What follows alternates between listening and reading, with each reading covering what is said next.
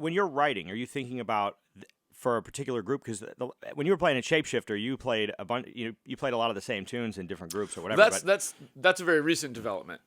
That's like in the last year. But even then, yeah, I'm very much thinking about who's gonna play the stuff. So kind of there was that early run of records where that was written for the quartet, doing what the quartet does. Great. And which was the concept. We're going to take these inside tunes. I'm and writing screw around for with them. Kevin and John and Peter, and I know what they're going to do with the thing that I give them, and we're going to do our thing, and great. Yeah. And so then the next thing I did was like we did a smooth jazz record. Okay. Called Slippery Rock. Okay.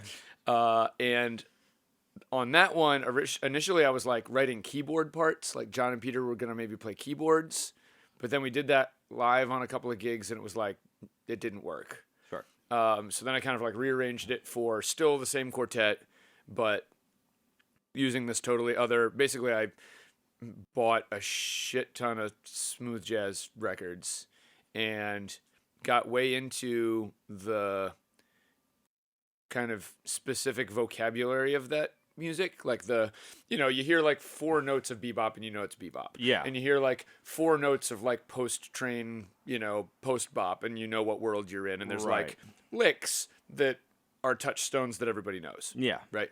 You play a bunch of pentatonics that like shift chromatically and you're in like 1970 land. Yeah.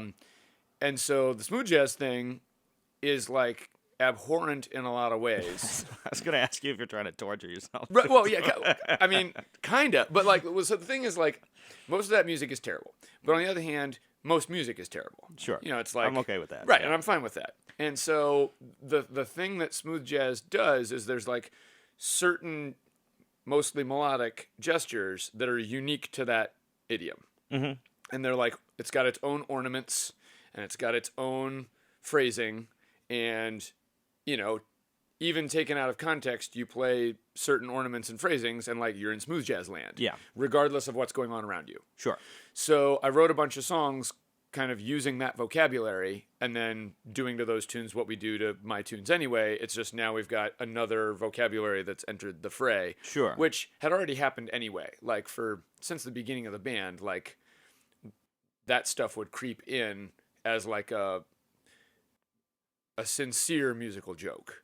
Like we'd be in the middle of some like art ensemble, everybody's freaking out, and then like, now we're playing the Careless Whisper. Yeah. Or whatever. And that had been like a standard thing that we would do anyway. So I was like, all right, let's like bring that actually into the written material. Sure. Because, you play like a do, and like, okay, cool, now we all know where we are and bam, we can lock up. And like David Sanborn's Hideaway is a tune that's in the book. And like, okay.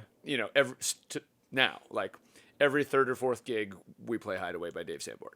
And it's one of those, like, there are gestures in there that like, one chord change and we all know where we are. Yeah. And so that was the thing that I was interested in. So we did that record. That was the first trip sideways into trying to do it. Right. And like, very few people had any understanding what was going on. Which in was the fine. public at large. But public audiences, it was one of those things. It was already hard enough to describe to people what the band did, and then we did that, and we, the number of people who were just like, "What the hell are you guys doing?" Yeah. It's like, whatever, don't worry about it. But I'm really happy with that record, and that kind of like yielded a lot of like pretty fun stuff. And so then we were on the tour for that. And that was when the idea for the 7-piece band happened. Mm-hmm. Like, what would it be like if we expanded? What would it look like if we expanded the band? And we knew Dave Taylor from other weird stuff that we'd done with Dave Taylor, and we knew Brandon Seabrook from other weird stuff that we'd done with Brandon. Mm-hmm. And we had just started working with Ron Stabinsky. Mm-hmm. And so it was like, well, that's clearly going to be, those are the people we would add to this band. And so kind of getting back to your point of like writing for specific people, then it was like, all right, so that band is going to be a trumpet, trombone, saxophone front line, and a rhythm section with banjo. Cool. Now I'm going to listen to like Jelly Roll Morton and 1920s Armstrong and like Fletcher Henderson for the next like 6 months. Yeah. And then write a book of tunes that sounds like that. Okay. So in the same way I did that with the smooth jazz thing, now I'm going to do that with like the 20s. Yeah.